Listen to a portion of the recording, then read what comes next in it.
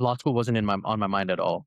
It was that time where investment banking was all the rage, and I was thinking I have a Mm. business degree, and half of the business degree is in finance. We're doing financial courses and things like that. Let me come out of school and become this like big shot, high powered investment banker, make all this money and do all those good things. Even before becoming a data privacy lawyer, I was always very into privacy. Like I've never had any social media except for Facebook back in, university, but I've never made a Twitter account or Instagram account or any of those things. I take my privacy pretty seriously. The opportunities weren't throwing themselves at me. So, even, working back towards articling, like I had to article for free.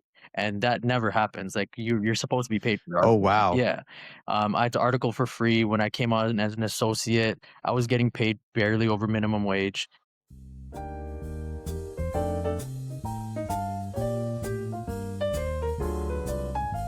Sahil Razdan, thank you so much for stopping by. I want to say after 140 plus some odd episodes, I believe you might be my very first lawyer. So welcome. Oh, well, thank you for having me. Great honor to be the first.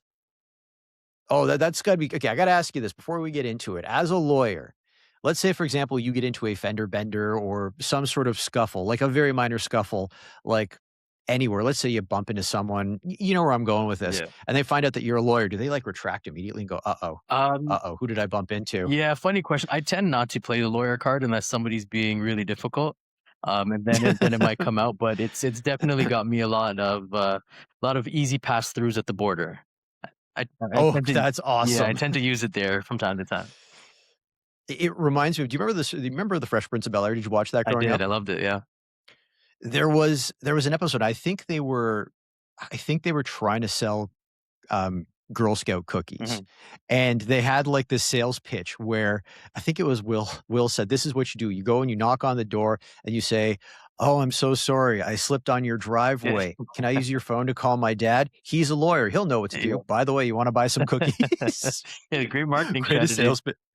It is a great marketing strategy. Hey, for your sales in this market, go ask social media that question. Yeah. But look, let's jump into it because you are senior legal counsel at Samsung Electronics Canada. I imagine a lot of people know what Samsung Electronics is, but tell us exactly what you do there as senior legal counsel at the company. Yeah, so my role here is I do a lot of majority of my role is doing a lot of the technology work, and that falls into the data privacy, the data protection, the AI work that comes through, and a big part of my portfolio here is also the ads team, so all of the digital ads side of the business as well. So I take care of that from the legal end. Okay, so let's go back to the beginning. Let's start first with where you're from. I was born in India. I came to Canada when I was like 3 months old, and grew up in Markham, and I was there for most of my life. And your family grew up, your family's from Kashmir, right? Kashmir, right? Exactly, yeah, that's the northernmost part of India. It's kind of the most conflicted area of the country between India and Pakistan, and that was pretty much the reason my family had to come here. They had to escape the war, escape a lot of the terrorism that was happening over there, and obviously they wanted they were having a little kid and they wanted a better life and a safer life. So my dad took the jump, came here by himself and not really knowing anybody. Typical immigrant story, very little money in the Mm. pocket. And then myself and my mom came about a year later after I was born. You hear that a lot. I mean, I can relate to that. My grandparents from my, maternal grandparents, post World War II Italy, that's what happened was first my grandfather, he came over, and then eventually my uncle, who was just a baby, and my grandmother made their way over as well too. So why'd your dad pick Markham, like, of all places in Canada to land? Yeah, no, good question. I've never really asked that question, why, he came to Toronto, but I think it was more about just having the opportunity or what was perceived as the opportunity in India. Everybody kind of talked about Canada was a safe place to go. At that point, immigration was happening pretty quickly, and they were bringing a lot of skilled people over from India. I think Toronto's kind of the biggest city known worldwide in Canada, and then from there, I think he landed in Scarborough. We lived there for I want to say a couple of years, and then finally, when he had saved up enough money to buy a house, he bought was able to afford a house in Markham, and kind of started from there and started my school there and lived most of my life until pretty much university in Markham. I'm curious, do you remember when Actually, do you even remember your time in India, or were you so young that it was just a bit of a blur? I don't remember any of it. I was 3 months old when I came, so I have no recollection of that, but we've been Mm. back to India, easily 5 or 6 times, maybe 8 or 10 times in the span of my life, so I my memories of India are visiting there, but not being born or living there for any extended period of time. I'm curious. I've had a number of guests who, like yourself, were born somewhere else at a very young age and came over, but I've never asked this question. Do you remember when your family told you, you very much you're Canadian, you're raised as a Canadian, but technically you were born in another country? Like, was there a little bit of shock as a child going, hey, wait a minute? No, I wasn't born here in a local hospital or anything like that? Or nothing at all? I think for me, it was almost a sense of pride. For whatever reason, I just enjoyed having that story. And when it really Mm, started to resonate, it was already, our family is very, traditional, and we've kept a lot of our roots from back home. And I was always brought up in the environment of, watching Bollywood movies, listening to Bollywood music, like practicing religion and eating our cultural food at home and all that kind of thing. So it was kind of, I think, ingrained in me already. And then when I became conscious or cognizant of the fact that I was born outside of the country, it kind of made me feel good. Like I had a little bit of a different story, and was proud of where I came from, and wanted to share that as well. So, yeah. what were your interests or hobbies growing up? Definitely sports. Sports all day, every day. That we Yes. yeah, we played, summer, winter, fall, spring, doesn't matter. We'd shovel the driveway coming home from school and play basketball in -10-degree weather. We'd play baseball during the summers and road hockey and, competitive Mm. volleyball and basketball and baseball. And, coming from an Indian household, my dad played pretty competitive cricket in India. And when he came here, he was able to, find a team, and he got me into cricket. So that was a pretty big portion of my life, playing cricket growing up and playing pretty competitively, and playing in tournaments all around the world. So it was mainly sports, and then a close second was music, and playing the guitar and playing the piano, saxophone in school, things like that. Oh, damn. Okay. So a couple of things to pick apart there. So let's go back to cricket. I always ask anyone that's a cricket fan, is it what was your style of cricket? Was it one day international, test cricket, or 2020? So playing, it was always one day international. So like, you would play the 50 over version, or Mm. generally we'd play the 35 over version just because it's a shorter day that way. I mean, shorter day, it's still 6 or 7 hours, but the 50 over version takes the entire day. So usually between 35 and 50 overs. But my favorite style to watch is definitely with the one day matches. Test cricket has its times and has its moments, but it's hard to watch 12 hours of cricket 5 days in a row, and watch the slow version of the game. Although it's picking up a little bit now, but long-winded way of answering your question, the one-day version is probably the one I'd choose. And with test cricket, it could still end in a tie Yeah, after 5 days. That's something I exactly. learned from my friends who play cricket. I Yeah, was just like, really? 5 days? You haven't settled it by then? exactly. Yeah, Oh, man. Okay. And so music. Okay. So you were a saxophone player, alto, baritone, tenor? tenor. Tenor Yeah. sax. So you were lugging kind of the medium sized saxophones around too. Did you do Royal Conservatory piano? I did. That was the first music class I ever did when I was younger. My parents put me into that, did the piano, played that for quite a bit of time. I can't say I have the skill anymore. I still have the ear for it, and I can kind of pick up a tune and Mhm. mess around a little bit, but not something that I play. I would say that I'm a player anymore. Well, you can point to a keyboard and tell everyone where middle C is, can't Yeah, you? exactly. There we go. I know, let's Yeah. bring it back. Okay. One of your other hobbies, though, video Yeah. games. Okay, something that we've got a lot of things in common, but video games. What was your? I like asking people what their system was, especially now that we are at the age where you can look back and there's like, God, I want to say probably 8 or 9 systems Yeah. per company. Yeah. If you're looking at Nintendo or Sega, between the time you discovered video games and where you are now in life. Yeah. So if you're asking for my, I think, all-time favorite, it's probably the N64. I had so Yeah. much fun with that, and we had so much fun playing that as kids and with my family and cousins and friends and all that kind of thing. The most, like, great variety of games on that. Mm. I think I probably got the most use out of my N64, but was a big Sega guy before that. So I had Oh, a Genesis, and I was lucky enough that my parents were able to provide me with pretty much all the systems growing up. Like I had the NES and Genesis, and then N64, GameCube, and then the PlayStations came along after that. But mm. I think the most fun I've had is probably my N64. Probably a lot of Mario Kart and Oh GoldenEye. man, GoldenEye, Mario Kart, Smash Brothers. Yeah. Yes. Oh god, yeah. Okay, do you find yourself going onto YouTube sometimes and going to some of those retro gaming channels just for a little dose of nostalgia? I do that quite a bit. I have seen it before, and what I used to do a lot of the time was to go and try and find Mario Kart hidden roads or hidden tracks in some of the tours and things like that. So I spent a lot of Yep. time looking for those and looking for tips on how to get in there. So, no surprise that being such a big sports fan that professional athletes are some of your big inspirations. So, run us through some of your inspirations and which athletes and why. In terms of athletes, I mean, right at the top of the list is LeBron James. In my opinion, the best basketball player of all time. I know that's probably going to be controversial for some people, but I would. Because by the time this drops, he might have taken us out of the Yeah, playoffs. yeah. So, I stand by it. I've had countless arguments, and I probably will have countless more about the LeBron and MJ debate. But probably at the top of the list, LeBron James.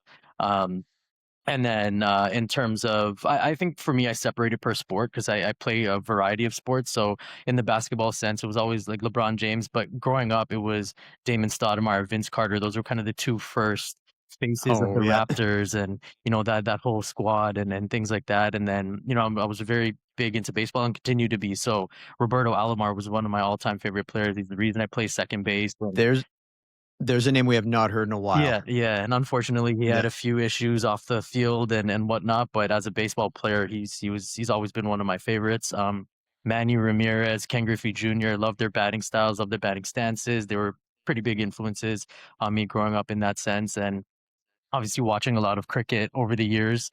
Some of the cricketers like Sachin Tendulkar, Chris Gale, these are people that I always enjoyed watching, and became pretty big influences in terms of how they played the game, and mimicking my batting styles with their batting styles, or how they played the field, or whatever the case might have been. So yeah, I would say a combination of all of these athletes and different athletes in different sports. Why do you also credit your parents as being some of your biggest inspirations? Yeah, I think growing up, I always knew that they sacrificed so much for us, for our family, for myself and my brother.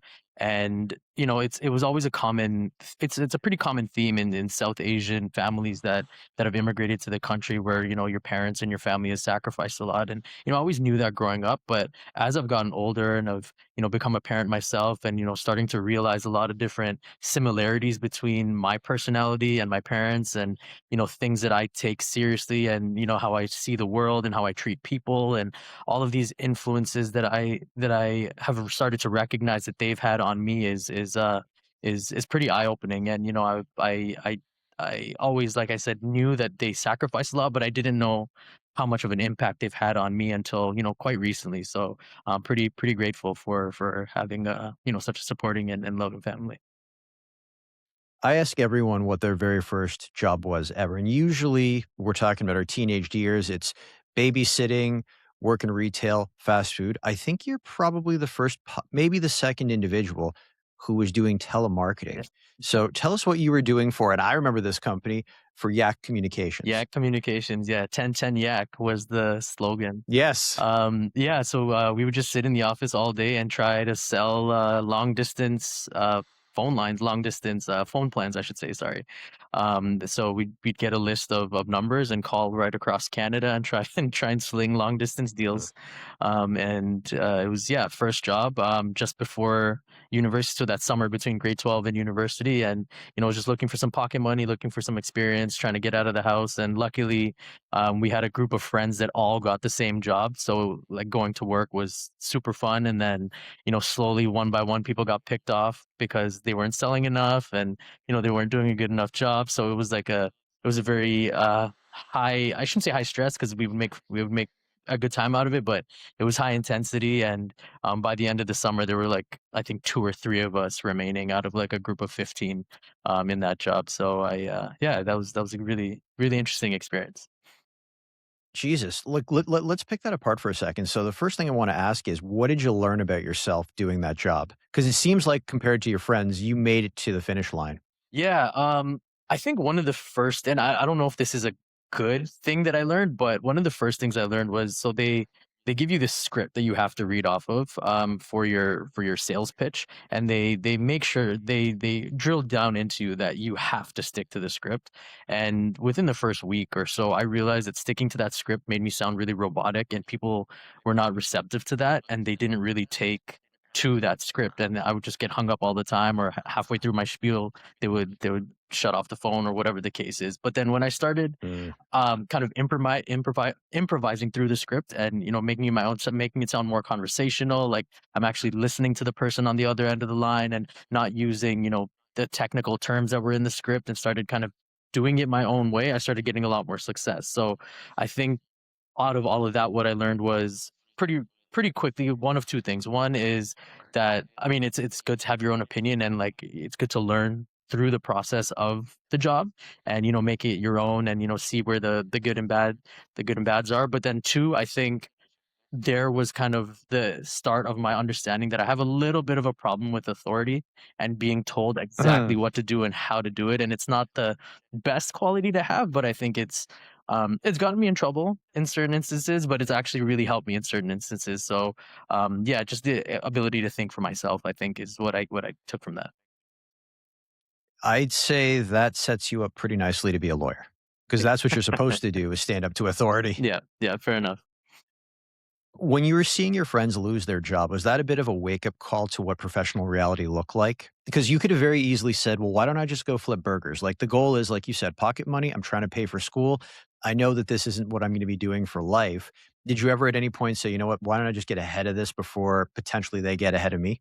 Yeah, that's definitely something that I thought about, I guess, later on after the summer was over, rather than during the whole the whole time we were there. It was a little bit of internal competition. It was a little bit of fun and joking around when somebody got fired, and we'd kind of make light of the situation. But as it got more Oh, at serious, least they can take it well. yeah, That's good. yeah. As it got more serious and more people started to kind of losing their jobs, I mean, nobody wants to get fired, and it was my first job. I didn't want to, Mm. say that I couldn't finish the summer out. I didn't want to go face my parents and say, "Hey, look, I got fired from my first job, and now you're expecting me to be a responsible adult going to university by myself, and moving away from the house and all these kinds of things." So, it got pretty. It got more real, I should say, more than anything else over time. And it was definitely a good wake up call into how cutthroat the world might be and the working world might be, because if you're not performing, ultimately at the end of the day, you're not bringing in the dollars. They don't need you. They can easily replace you with 10 other people. So Well, I can tell you in sales what you were doing, we like to call, or we don't like to call it, smile and dial. yeah. Okay. Mhm. Just keep pumping it out. Okay, so you already mentioned that this was bridging you into university. You went on to Western University in London. Why study business? Um, yeah, it was kind of a weird time for me in trying to figure out what it is that I wanted to do with my life. Right up until the second semester of grade 12, I was kind of pursuing the sciences and potentially being a doctor. It was really what I don't know most South Asian families want their kids to be. Doctor, engineer, maybe lawyer, but I don't. But the doctor and engineer are usually the ones.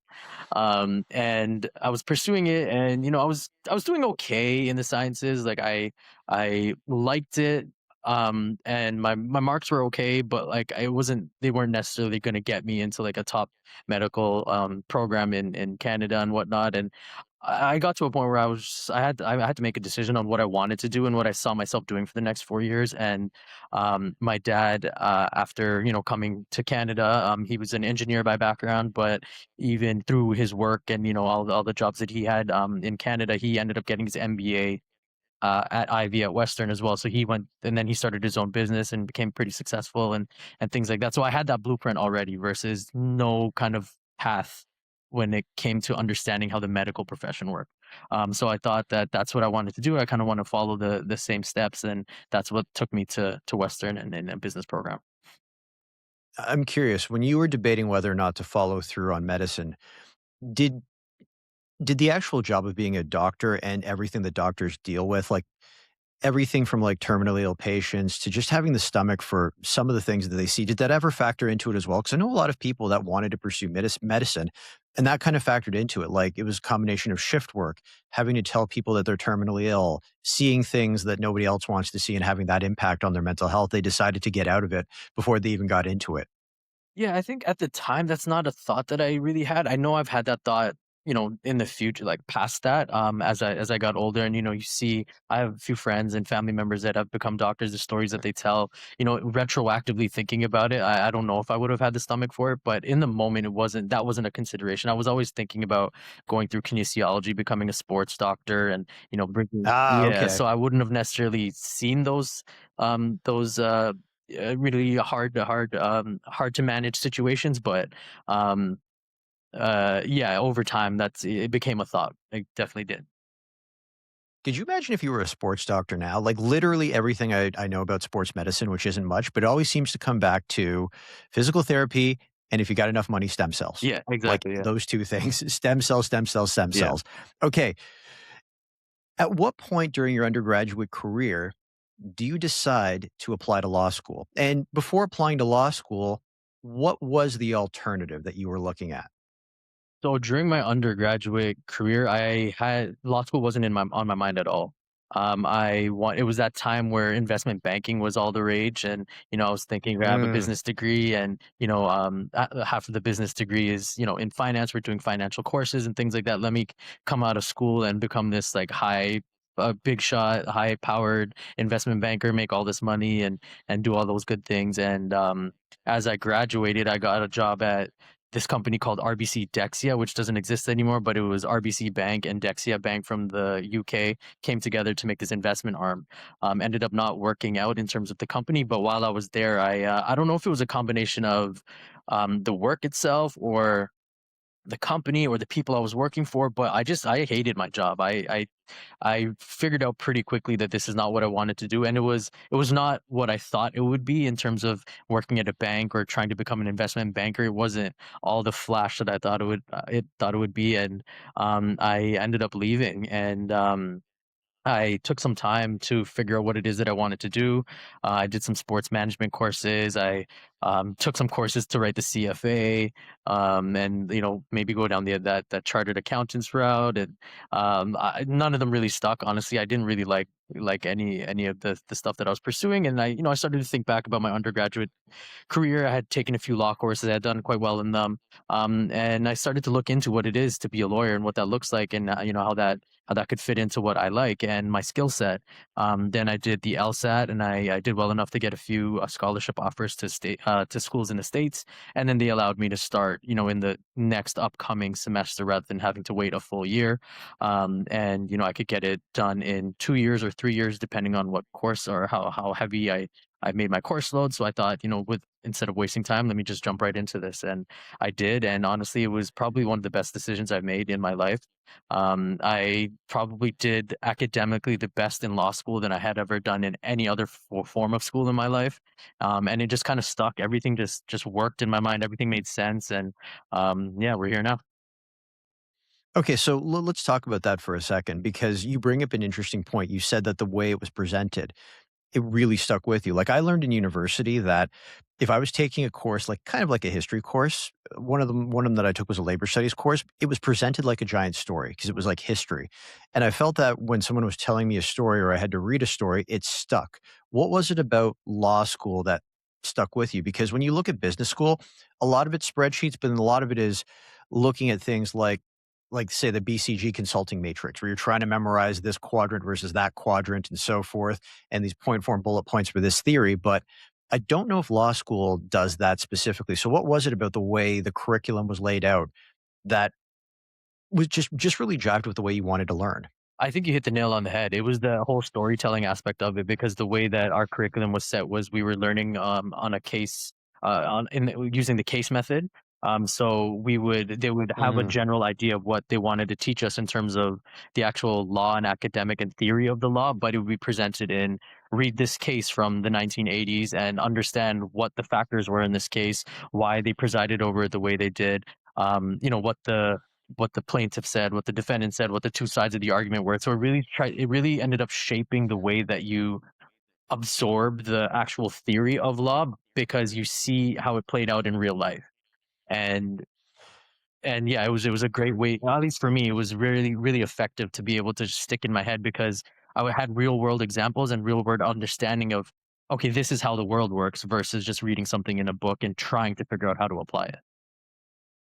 Okay, so you went to Western Michigan University, another Western university. So you crossed the border, you're in the United States, and correct me if I'm wrong, the law school program or the degree that you had there allows you to practice in both Canada and the United States simultaneously. Have I got that right? Uh, yes and no. So it allowed me Okay. to. So I got a U.S. law degree, but they allowed me to because it's in Michigan, so a lot of cross border students. So they had a program for Canadian students that allowed you to take Ah, Canadian okay. courses, so that the Canadian courses would also be accredited in Canada. And then when we came back, we had to do an accreditation set of exams. But then effectively, what you have is a U.S. and Canadian law degree, because you're able to get the credits for the courses on both sides.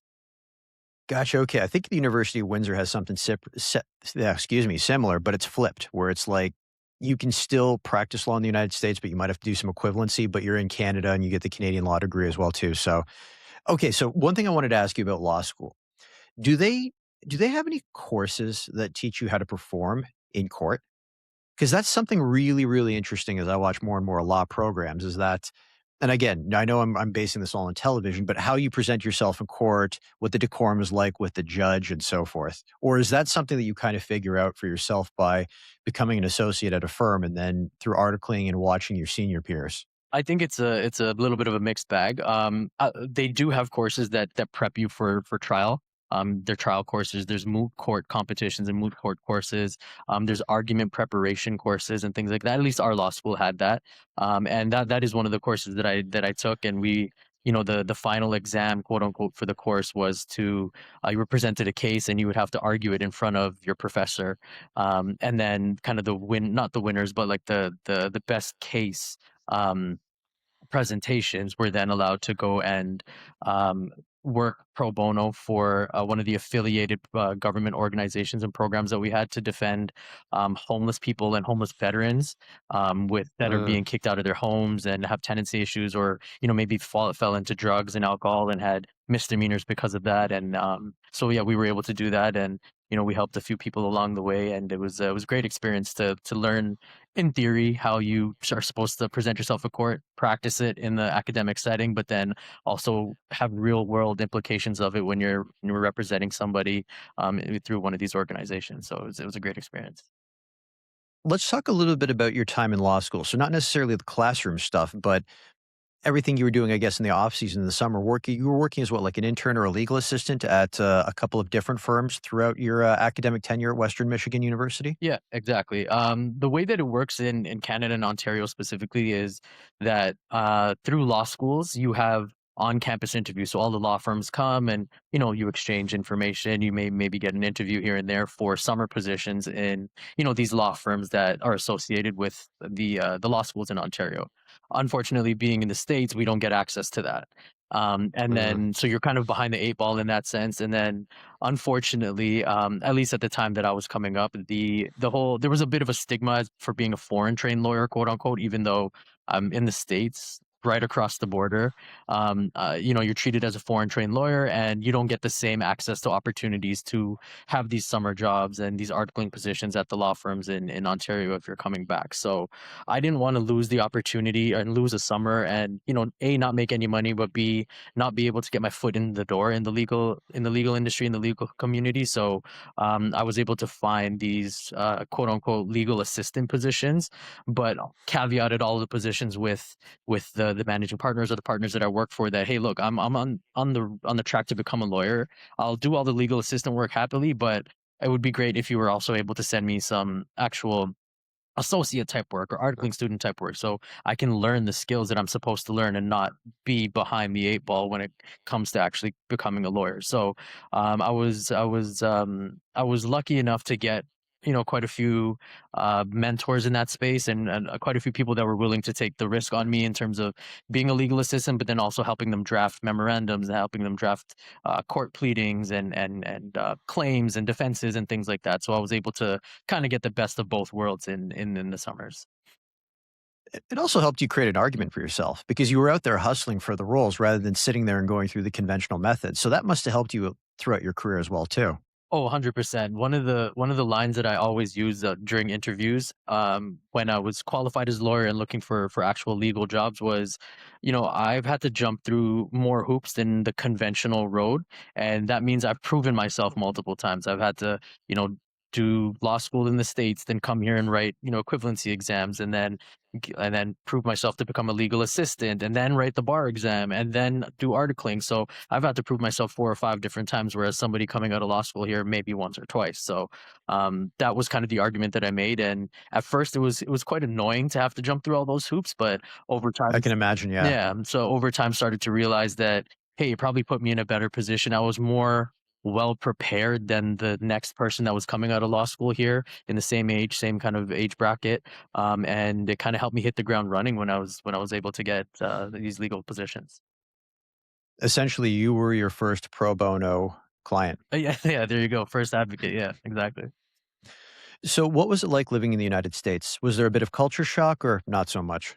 It was a little bit of a culture shock. The whole university experience in the States that we see on or in movies or on the big screen was quite apparent. It was really similar to what you see in on TV and in the movies where, you have these huge campuses with hundreds and thousands of students, and there's the prototypical or the stereotypical jocks, and then the nerds, and then the hacky sack players, and the science and the law, and all of those things were so prevalent.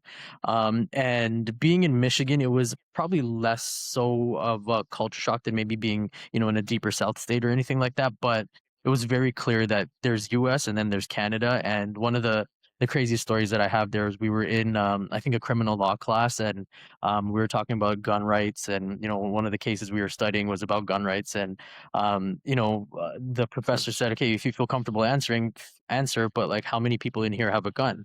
And in a class of about, I want to say 50 or 60 people, all the Canadians used to sit on the kind of the right side of the classroom. So there were about maybe 8 or 10 of us. I would say out of the 60 people, probably 45 to 50 raised their hand, and the people that didn't raise their hand were us Canadians sitting at the right side of the room. And professor turned to us and asked, "Okay, well, like, why do you guys feel like you don't want a gun?" And then I kind of raised my hand and said, "Well, I think most of us here on this side of the room are from Canada. We feel like we don't need it. We don't need the protection. Some of us leave our doors open and unlocked, and that's kind of the way Canada is. And it's we don't really feel the necessity for it." And then it's kind of sprung into a debate of necessity versus it's your amendment right. And like, just because you don't need it doesn't mean you shouldn't have it. And it became a huge discussion. But I think that was like my welcome to the United States moment where you know more than half the class, I would say 75% of the class, had a gun. And we're mid 20s, early 20s at that point. So it was quite interesting. Yeah, I had the gun conversation once with a former colleague, and we didn't even talk about guns. It was just a completely separate topic about, basically it was about stay in your lane when you're at work, don't overstep because then you become accountable for something that you should be accountable for. And then I don't know how we got into it, but he brought up that he is now licensed in, I won't name the state, for conceal and carry. And so if he's basically, it's like vigilantism. He said, I am legally bound to help out if I've got my firearm on me and I see someone in distress. And I was Wow. just like, I'm like, okay. I'm like, You need a good lawyer Yeah. Yeah. because once you pull it out of the holster and you fire it off, yeah, nothing good can come of it. But look, anyways, look, not to digress, but one thing I wanted to touch on, one more thing I wanted to ask about law school. At what point do you have to decide what facet of law you want to study? It's kind of an ever-changing thing. Unlike medical school, where they have to kind of specialize a lot of the time and figure out what side of medicine they want they want to practice in law, you can kind of figure that out as you go along. There's a lot of generalist lawyers out there. A lot of in-house positions are generalist positions. You work in contracts, and sometimes you do immigration work and employment work and things like that. There are specialist lawyers that are just doing criminal law or just doing immigration law or medical law and things like that. You can specialize in law school if you wanted to and if you're quite sure. But I would say majority of the people don't. They kind of go a little bit more of the generalist route and try and figure it out through their summer positions or their articling position. During articling, you generally are able to rotate to different types of law if you're working in a firm, and kind of figure out what it is that you want to do over time. But I would say it kind of works itself out as you progress through your career, and depending on the opportunities that you get, for the most part. Okay, so let's jump into your law career. You graduate and you land first at a firm, Hedarian Law, have I got it right? Yes. And you're starting as an articling student. Tell us what an articling student does. So the whole point of articling is essentially to develop the skills in a work environment that you're going to need to be a lawyer. So whether that's legal drafting, whether that's managing a workload or a caseload, meeting with clients and how that works, depending on the type of firm that you're at, you may do appearances in court and learn how to speak in front of a judge and make a case for your clients and do all these kinds of things. And it's basically a practical kind of throw you into the fire under the supervision of a lawyer, who can obviously help you through learning and making mistakes and all that kind of thing.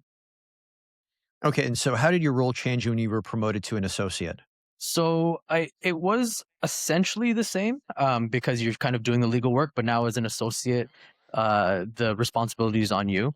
You're signing off on the documents. You're getting your own clients. You're taking your own client management. Mm. You're not to say that you're not protected by the senior lawyer. You're always obviously welcome to ask for help, and ultimately the partner or the managing partner under the firm is ultimately responsible. But you get to manage your own client load, your caseload, and it's really on you, and no more hand holding is kind of the difference. Do you also have a sales hat on? Because I imagine, again, this is what from watching the show Suits, where every once in a while they will be talking about how, and even The Good Wife too, how they've brought on this client and they're increasing billings. So does that something that becomes part of your responsibilities when you make the jump to associate?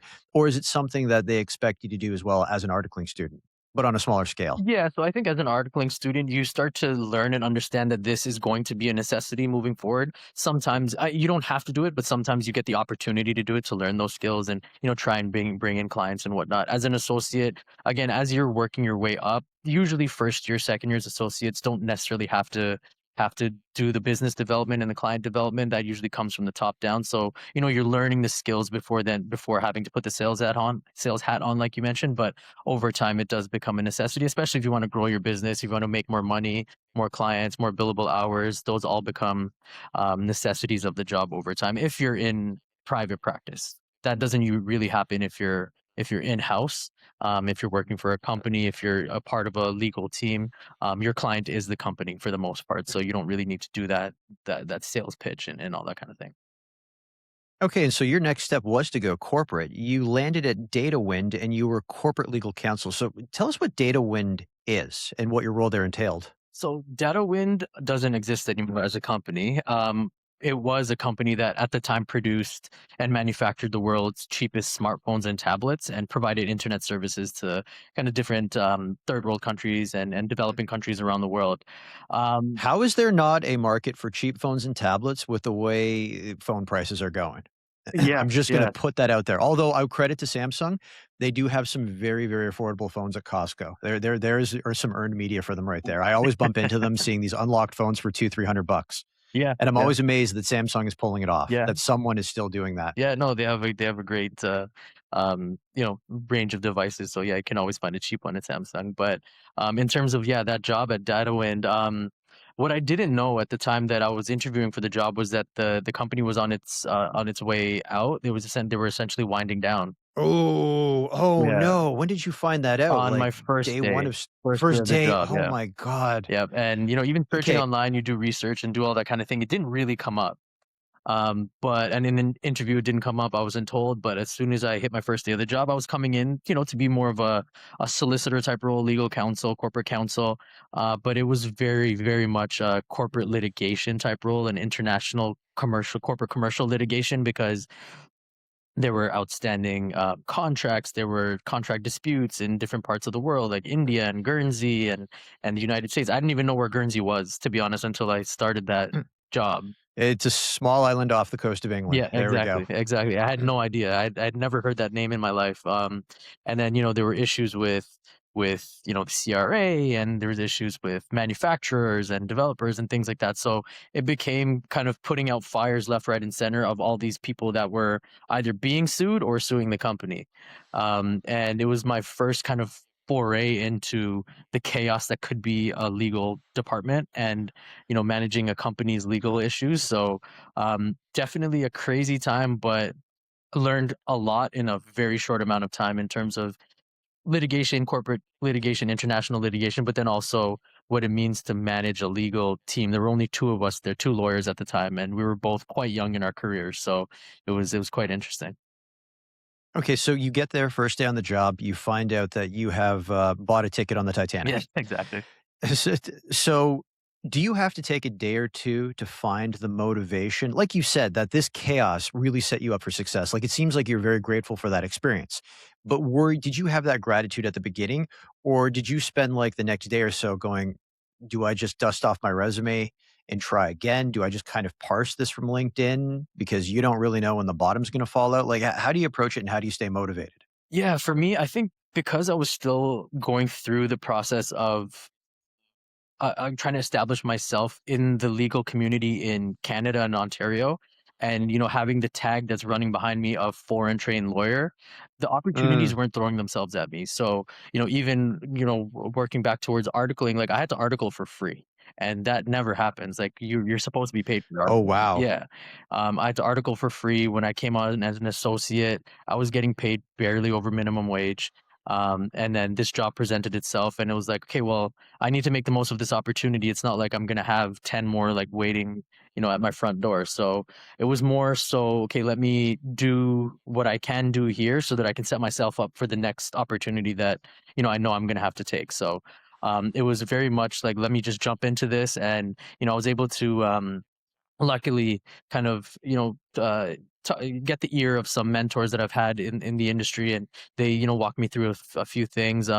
Luckily Google was very prevalent at that time, and obviously continues to be, but there was a lot of free legal resources, a lot of free teachings online, and a lot of ways to do research on how to manage this situation or these situations. So it was, yeah, like I said, trial by fire, but very much the mentality of I have to do this. There's no other option, and I need to make the most of this. I wanna go back to something you said about a minute ago. The reason you didn't leave is because there was a bit of a stigma following you because you were a foreign trained lawyer. And I can relate to that. I'm not a foreign trained lawyer, but I did grad school in the United Kingdom. And early on in my career after I graduated, I keep hearing people, "Why didn't you do it here?" Anything like that. They would create assumptions. And I'm wondering because, again, speaking from personal experience, do you develop a bit of a chip on your shoulder? Like, do you feel like you have more to prove within your industry because people keep saying that? I certainly felt that way. Yeah, 100%. And I'll go as far as share a story. I won't say who or what firm, but um, I had uh, I had applied to one of the big firms in Toronto, and I got it. And this was for a legal assistant position. So this is just before I was fully qualified.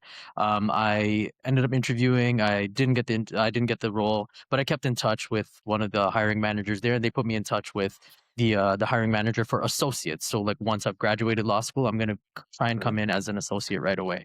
Um, I I kind of got the runaround from this person, and eventually this person ended up emailing me back, but emailing me saying, "Hey, look, I know you've been trying to get a hold of me. I'm just out of courtesy, I'm responding to your email because one of the partners at the firm had suggested me speak to this person, and out of courtesy to that partner, this person was now emailing me back, and Mm. they told me very clearly in very clear words in an email, um, "Look, you've gone to the United States because you couldn't get in Canada. You made that assumption, and He Oh, said, "Look, like yeah. I know where you probably stand in your legal career, but I'm going to tell you right now that you're not going to make it at any Bay Street law firm in Canada. You might as well start looking other places." Uh, So that was the introduction to a big law firm in Canada, for me while I was in first year summer of law school. So to answer your question about the chip on my shoulder, that was from the jump. It was always there, and not only do you have to like quantitatively prove yourself every single time because of all these exams and hoops you got to jump through, but then when you're speaking to somebody face to face at an interview, or when you're talking to somebody about potentially coming on board and this and that, at the back of your mind, that plays in, right? It plays in because you've heard it so many times that you're foreign trained and you may ooh, not be good enough. So it definitely develops thick skin for sure, but then also like I need to prove you wrong attitude for sure. which is funny because this might be a little controversial, so it's on me to say it. I've got I've got friends and colleagues I work with in the United States and I've worked with over the years, and even when I was traveling abroad as well too, we seem to operate in such a bubble, academic bubble in Canada that we don't realize that what might seem like a big academic brand here is a complete unknown globally and in the United States. Like, don't get me wrong, some major schools pop up in the rankings, but sometimes people will be like, well, we assumed that was a big city. And of course, they had a university named after it, but they just don't understand the profile. And it can be a bit of a humbling experience. I've seen it with some people. Again, I won't name who and I won't name the university out loud because we're not here to shame, but you could tell that this person was very insecure that his peer group in a foreign country didn't recognize his elite school at all. They were just kind of like they just had never heard of it, Right. and it was a frustrating thing for him. So I'll leave it at that. It goes both ways. But look, let's keep going with this. So actually, look, let's wind down with Data Win for a second. So did you stay all the way to the end to turn off the lights, or was there a certain point where you said, look, there's only so much more I can do. I don't know if this company's got weeks or months left, but I got to look out for me. Yeah, it was definitely the latter. It was as soon as I figured out that the company was on its way out, I started applying and doing interviews and things like that over time. Luckily, it was probably 8 or 10 months in. I was able to secure an interview for another job and secured the job. So I wrote it out until I got a better opportunity for myself, and then moved on. And that new opportunity was Book for Time, and, you were legal counsel there, so Book for Time, tell us what that was and what you were doing as legal counsel for them. Yeah, Book for Time's a really interesting company. So the best way to describe it is if you ever go to like a spa at a five-star hotel, resort, or casino around the world, when you sign in, you check in, you have to fill out that intake form with all of your medical history, your name, address, phone number, all Mm, that kind of thing. Essentially, what that company did was provide the software and the service to be able to run that mechanism. So being able to take in intake forms, being able to schedule your inventory and your appointments, some financials and things mm. like that. So basically, it was a spa software service for spas at 4 and 5 star hotels and casinos around the world.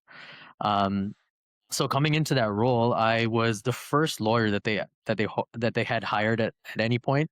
They were still a relatively young company at that point, probably around 10 or 11 years old, and they just finally they had finally had enough legal work to bring a lawyer in house rather than having to pay you know exorbitant amount of fees for an external lawyer. So they brought me in, and it was a great experience. I have nothing negative to say about that company. It was an amazing time. I learned a lot, and being the only lawyer there at the time, um, it was obviously all like everything was on my shoulders, but it was in a good way. There wasn't pressure. It was like, let me now take this step to build my skills and build what I'm going to be for the rest of my career. And it was right at the time where the GDPR, so the privacy laws in the UK, were taking Mm. place and had just come in. And this company was operational in about 70 countries around the world, depending on where the hotel was. So um Oh, yeah. oh god, that's a lot to manage. Yeah, so depending on the privacy laws of the different countries and the regulations of the different countries, we needed to be privacy compliant. So they had no privacy structures, but when I got there, so I was able to, develop and implement all the privacy structures from the legal standpoint, make them GDPR compliant, make them, PIPEDA and Canadian regulatory and Canadian law compliant, had to do a lot of compliance with some of the harder countries to get compliance in, like Saudi Arabia and China, and Mm. sometimes in the Philippines we had a lot of work there. Set up all the structures essentially from the legal standpoint, and kind of refurbish their master service agreements to consider privacy. And there was a lot of negotiations with multiple lawyers from the big brands like Marriott and Jumeirah and Four Seasons, and it kind of really gave me a ground to stand on, just even like just mentally, because I was able to kind of play with the big boys in a sense, and I was able to negotiate and do some, have some really good deals done, and set up an entire like legal structure. So it was a really great experience. Sounds like you were dealing with a lot of translators, like 70 different countries. I have to imagine a lot of those countries were not publishing their privacy laws in English. Yeah, yeah, Google Translate was a really good friend of mine at the time. Nice. Yeah, luckily we had it was a pretty diverse work environment, so majority of the time I was able to just grab somebody and then ask them like what this sentence means or what that means, and they were able to give me tools that they use to translate things and stuff like that. So it wasn't. It could have been a lot harder than it was, but yeah, definitely a lot of reading, and then also reading between the lines in different jurisdictions, 'cause they don't write laws the same way everywhere. So it was quite interesting experience. I imagine you were also working some crazy hours. I'm not necessarily talking about like long days like lawyers are typically known for, but like maybe like you said, halfway around the world, they wanted to have a conference call at, maybe 9:30 a.m. their local time, which if it's say Saudi Arabia, which I believe is what, 7 hours ahead of us, maybe 6 hours, that means you're getting up before the sun. Yeah, yeah, there were a few calls that, yeah, had to be either the wee hours of the morning or, late hours at night. Luckily, most of the time we kind of found a spot here and there to take a call. But yeah, there were definitely some early mornings and late nights. And but I mean, I was still pretty young in my career at that point, so it was kind of refreshing, and I felt important. There was that's kind of how it was. It feels important when you got to wake up and take a call. Now it's a little annoying, but I Yes. felt important at the time for sure. At this point, do you see your career going towards data privacy and things like that? Because it seems like the pieces are starting to fall into place for you as we start to get deeper down into your career. But are you starting to see that pattern as well too? Like, do you see yourself going, okay, my next opportunity, obviously I'm looking for more experience and more growth, but the facet of law that I want to focus on, or at least the type of topics I want to cover, have to build upon what I'm doing right now. Definitely, yeah. That was definitely my big first foray into data privacy, data protection, even AI, and just technology law in general. And I really loved it. I really started to really enjoy it, and I was doing good things with that type of law, and it was definitely up and coming at that time. And there was a very clear opportunity to become a leader in the space, and ultimately, that's what I want out of my career, regardless of what I was going to do in my life and where I was working, what industry I would be working in. Like, my ultimate goal was just to be somewhat influential as much as I can within the industry. And it just so happened that even before becoming a data privacy lawyer, I was always very into privacy. Like, I've never had any social media except for Facebook back in, university, but I've never made a Twitter account or Instagram account or any of those things. I take my privacy pretty seriously.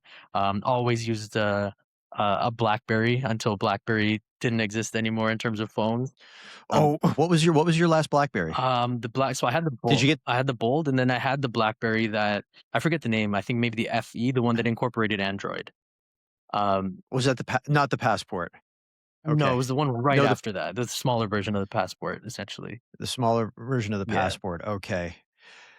Okay, so you moved to economical insurance at this point. How did things change for you when you became legal counsel there? So, actually, just before economical insurance, I moved to a law firm. Um, Oh, geez, I'm getting totally getting ahead here in my notes. Yeah, this is where you're at Torkin Maines yes, LLP. yes. Um, Okay, well, what brought you back to firm life? I think at to being in house, it was a great experience, but I think I had started to maybe outgrow it a little bit in terms of where I wanted my professional life to be. And being the only lawyer there, and not really having many resources for like a legal department, I felt that I was Mm, getting a little bit stagnant in my learning of the industry, and started to end up doing the same things over and over, and it became a little robotic. And I wanted to continue to learn, and I also didn't want to create bad habits because there was nobody to review my work from a legal standpoint. And you know That's a good point. Okay. So is it safe to say you felt like you were lacking mentorship? Exactly, that's exactly it. So it was the mentorship, for sure, the access to legal resources like research tools and drafting tools and things like that. And then also, again, it was a part of my career where I wanted to take the next step. So being able to get my face out there and write articles and do blogs and be on panels and do podcasts like this, Mm, those things were a little out of reach, especially because I was in Markham and all these things, all these networking events happen downtown. And by the time I leave work at 5 p.m. and get downtown by 6:30, the event ends at 7 o'clock. So, these kinds of things started to become a little out of reach. So I figured the next best step for me is to, jump into a law firm with 90, 100 lawyers so I can learn from, the best of the best, and then see different parts of different industries and, fix any bad habits that I've picked up, and then continue to learn and grow, and then also put myself out there on online, and do interviews and articles and all those things. So that was kind of the impetus for me to jump back to in-house private practice. so is there anything specific you can look back on that, might have been course corrected in your career from your time at the firm? In terms of drafting, for sure. I think I became a lot more concise in my drafting. I think the stereotypical legalese that everybody talks about and lawyers get made fun of for having like run-on sentences and adding, uh, item after item after item. I think I found myself doing that, or I recognized that I was doing that once I was at the law firm, and I was able to get a lot of good feedback and a lot of good advice in terms of how to make things more concise, and say the Mm. same thing but in three less sentences. So that was a big thing that I picked up, and outside of that, the biggest thing that I picked up was, I think, just confidence in presenting myself out there as a lawyer. I think because of that foreign trained tag that kept following me along, because I was able to start working at a well-known law firm, that started to fade away a little bit because now I had this banner behind me and this law firm behind me, and I kind of proved to the quote unquote people that, you know, foreign train doesn't like it's not a bad thing. And instead of in my own mind seeing myself as foreign trained, I started to feel a part of the community now. So that really helped. Okay, so then what brought you to we'll get back to this one now. Spoiler alert for everyone. We already spoiled this one for you. So what brought you then to economical insurance? Like, what was the attraction to get back into, say, corporate life away from firm life and, work as their legal counsel? Yeah, as you can imagine, it was the long hours. It was, in firm life, there's a lot of specific expectations that have to be met, especially billable hours and optics and things like that. That just got a little tiring for me after a while. And I think I was a lot more comfortable in the in-house role because um, you kind of see the fruits of your labor when you're doing in-house work, because at a firm you're working for a client one day, and then you send Uh, off an agreement and you never see them again, or you see them when they need a new agreement, or whatever the case is, it's a good point. and Yeah. their businesses go on with or without you. But being in-house as a lawyer, you're seeing the impact of your legal decisions right away because of the way that the business is going, and you're working in that same business every single day. And because of my business background and the degree that I had in undergrad, like, my mind has always worked that way. I've always wanted to be ingrained in the business as well, and not just make legal decisions, but make impactful business decisions and help grow a company. So, in terms of where I wanted to be for the long run in my career, I think that was more fulfilling for me to be able to like take my legal skills, but then also use that to bridge the gap between legal advice and business advice. And then from there, you made the jump to post media. So here you are entering the big, beautiful media space. So, what was the attraction to go to post media, which we should preface by saying has a number of different major publications, print and online across the country? And what did your role as legal counsel entail? Yeah, I always wanted to be in the media space, the media, sports, entertainment space. That's kind of my jam, for lack of a better word. And I wanted to learn the space. I wanted to, like, I know I didn't know much about it, but luckily I was able to. They were looking for a technology lawyer because they were Mm, transitioning from legacy media to digital media, and that obviously comes with data privacy implications, technology implications, and software as a service implications, licensing, and this is all stuff that I was doing for the past 4 or 5 years, and really enjoyed doing. But then I could do it in the space that I wanted to learn and wanted to be in. So it was kind of a perfect timing, perfect like mashup and blend of timing and opportunity, which was great. And my role there was very much in the data privacy, data protection side, AI. Licensing agreements, so anything technology related. Um, was my purview, and the new side of, I guess, the law that I started to learn there was the ads business and the ad space, and that mm. is like a whole monster on its own, and it's an interesting monster, and, I'm very ingrained in that now, removed 5 years later, 6 years later, whatever it might be, but that was my first foray into the ads world, the ads business, and then obviously how the law incorporates itself into that as well. And how did your responsibilities change when you were promoted to director of legal? Yeah, I think it became a lot more clear, across organization wide that I was the privacy guy, I was the technology guy. So, rather than having to go through, our general counsel to come to me for things, people would just come to me for things, and I was trusted with a lot of the privacy outcomes and privacy memos, and when we a lot of the work that post media does is also with government or pseudo governmental agencies and publications, and there's a lot of work that comes along with elections and election advertising and all these little Mm. different components that come in, and then online gaming and gambling started becoming legal, and all these things kind of Ca have Cannabis advertising, were cannabis you there for that as advertising, well? exactly. So Yep.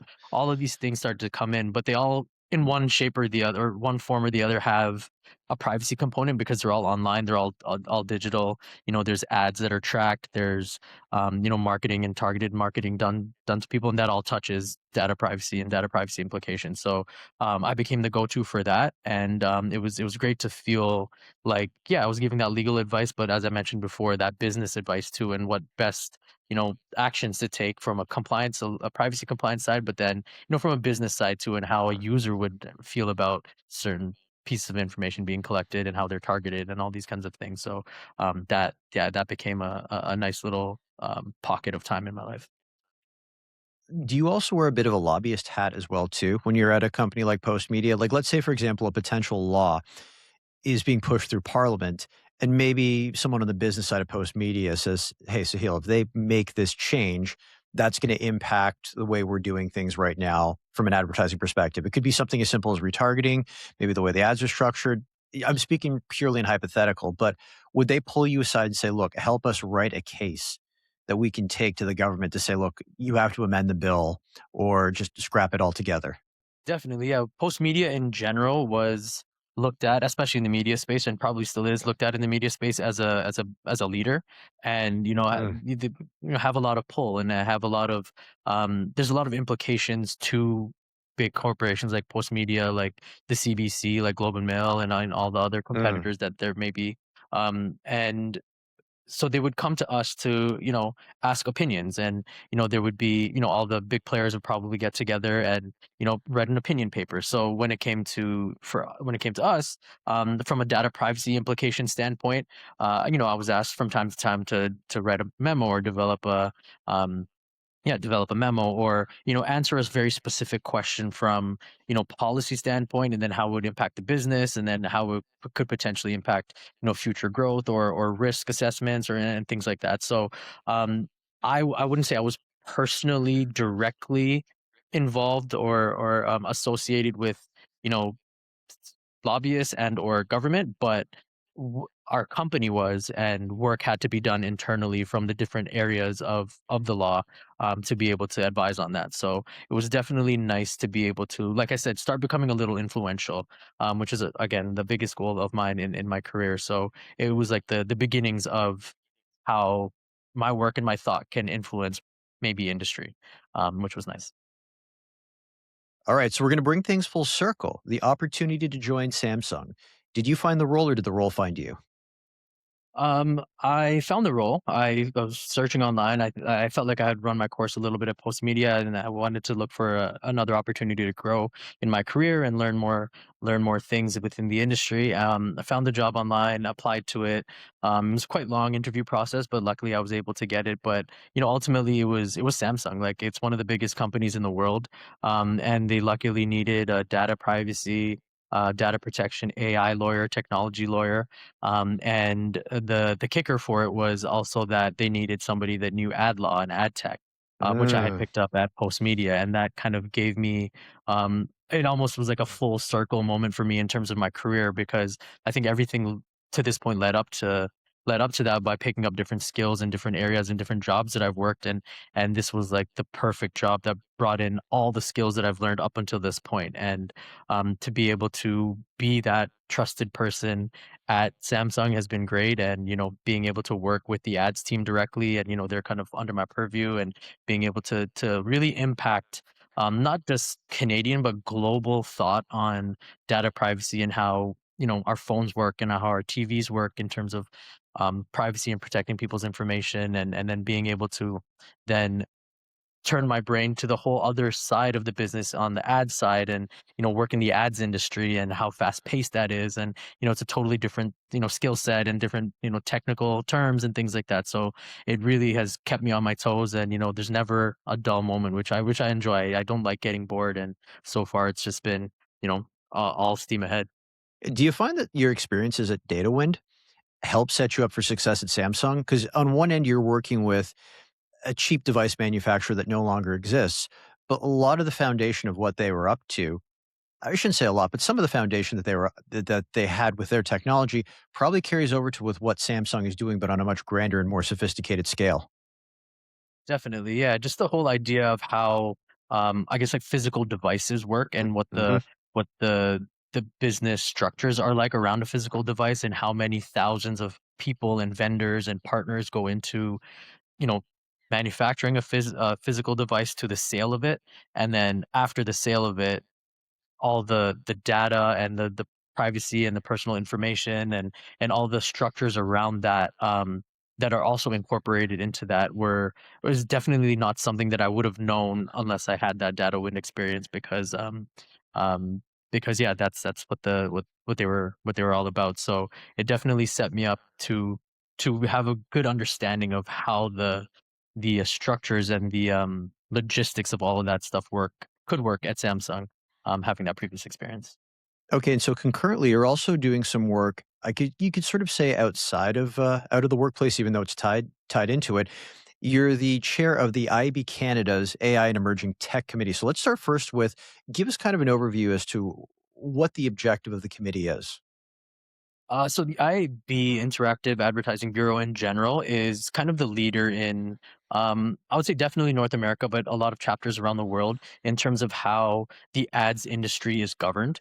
When it comes to the do's and don'ts, the goods and bads of advertising, targeted advertising, how personal information and private information and data is collected, used, treated, stored, and responsibly doing all those things. And they have a lot of uh, guidelines and regulations and things like that are industry standard around the world. So the Canadian chapter of that, we really focus on doing that, safely, respectfully, and responsibly in Canada, and managing advertisements and the sale and distribution of advertisements and targeted advertisements in Canada. And one of our biggest mandates is how we protect Canadians, but then also improve Canadians' experience with advertisements, for our Canadian specific market. And for the AI and Emerging Tech Committee specifically, we're looking at how all of that ties into using AI. And agentic AI now is a huge thing, and how Yes. yeah, we want how ads are bought and sold and pushed using an AI agent versus a human being, and how we can do that to use AI as a tool but not a replacement, and how we do it responsibly, and how the ads industry is going to work with that, and then of course the data privacy implications and all those good things that come along with that. That's kind of what we look at. So AdCP is playing a big part in what you're doing right now. Yeah, definitely. Yeah. You know what's funny about AdCP? When you take a look at it, and I invite anyone to go onto YouTube and just look up what AdCP is, how it's trying to revolutionize everything. And essentially, it's kind of like a human having a conversation with a machine, asking it to do certain tasks, kind of like through ChatGPT. It kind of reminds me of the very first Iron Man movie. Just like it's like basically everyone's going to have a Jarvis, Yeah. and we're going to be interacting with it that way. In your role as the committee chair, we've probably already touched on it a little bit. How do you go about setting the agenda? Because you are chairing a committee that is covering something that is changing daily. Yeah, yeah, it's definitely an interesting challenge. We do a good job at the IAB of kind of setting all these things up by committee. It's kind of a group effort, and a lot of the time it'll come from the top down. So from the actual the top of the board, the top of the IAB. We'll set an agenda. We'll kind of Mm. come together to figure out what exactly the 3 or 4 or 5 key points that we want to address this quarter or this year. And then from there, we'll trickle down into separating these into the different committees, and then from there, we're able to have group discussions within our committee on these 3 or 4 key points that we've been tasked to kind of figure out for the larger group. And the discussions, they go quite well, and I think we've had a lot of great input from all the members of the committee, and then from other committees as well. We try and kind of cross pollinate as well, and um, one of the great perks of being the chair of the committee is I get to like sit on panels, moderate panels, and get invited to these events that the IAB throws. That is able to get like-minded individuals together, and there's a lot of knowledge sharing and thought sharing, and we get to come together as a community, as an industry, to kind of help progress all of our thoughts on the industry, help progress forward and help make it better for Canadians ultimately.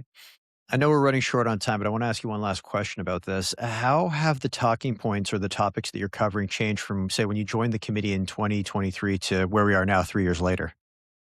Yeah, it's really just it's AI. I mean, in short, it's AI.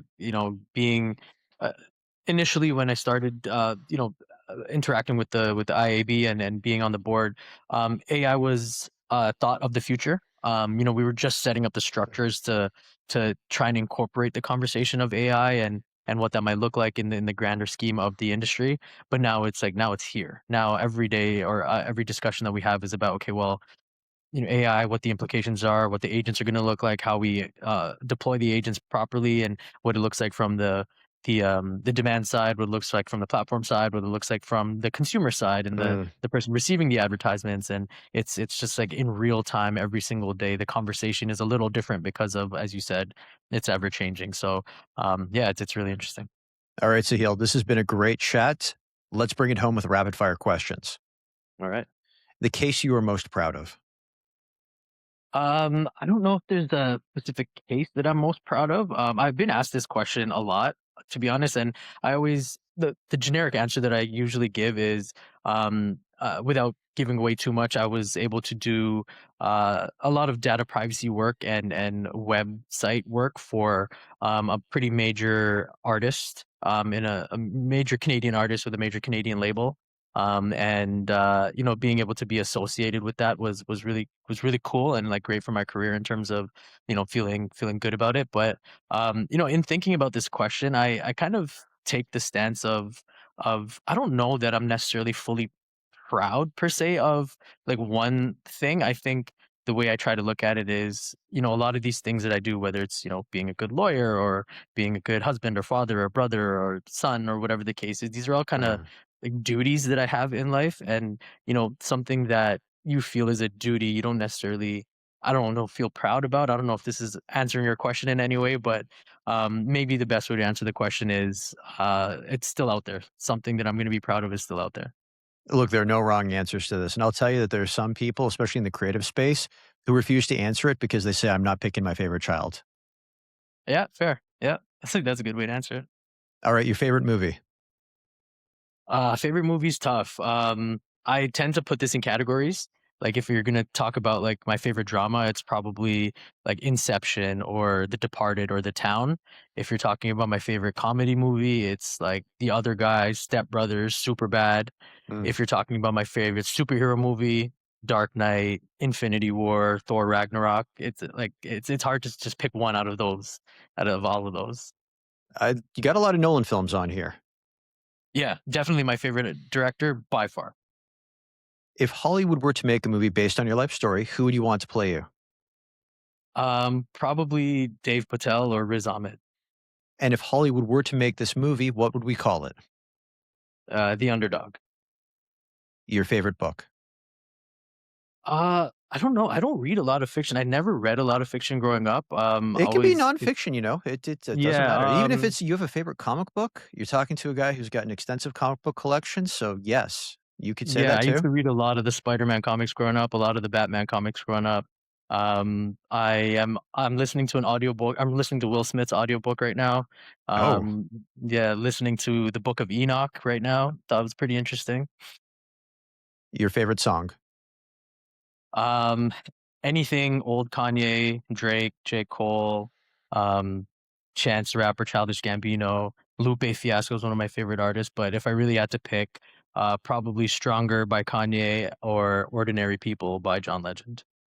The best advice you have ever received? Um, knowing something halfway is worse than not knowing that thing at all. Good advice. I like that one. Yeah, that's my dad. My dad told me that a long time ago. If you could go back in time and give your younger self advice, what would you say? Probably not to get bogged down too much by timelines you put on yourself or timelines other people put on you.